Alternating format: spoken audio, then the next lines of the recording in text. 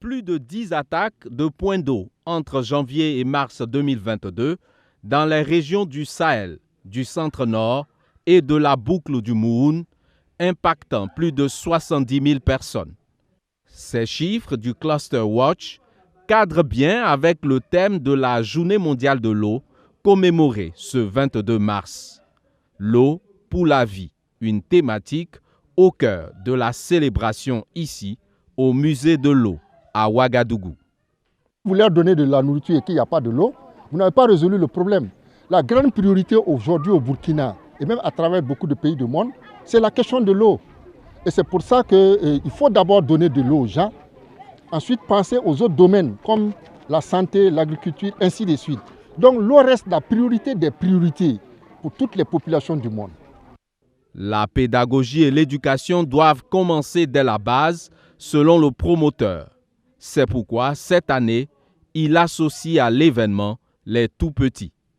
Il faut commencer avec les enfants. La pédagogie et l'éducation de l'eau doivent commencer toujours avec les enfants. La question de l'hygiène. 90% de nos maladies sont liées à l'eau. Il faut les apprendre dès le bas âge dans les écoles. Comment se laver les mains. Il faut d'abord apprendre à l'enfant à boire de l'eau potable. Il faut apprendre à l'enfant à se laver tous les jours. Il faut apprendre à l'enfant à se laver les mains matin, midi, soir.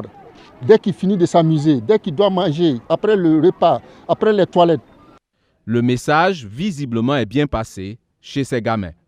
On a appris qu'on ne doit pas gaspiller l'eau. L'eau est utile, on ne doit pas gaspiller l'eau.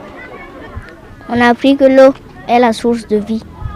Ces pas symbolisent 5 kilomètres parcourus chaque jour par les femmes au Burkina Faso pour avoir de l'eau.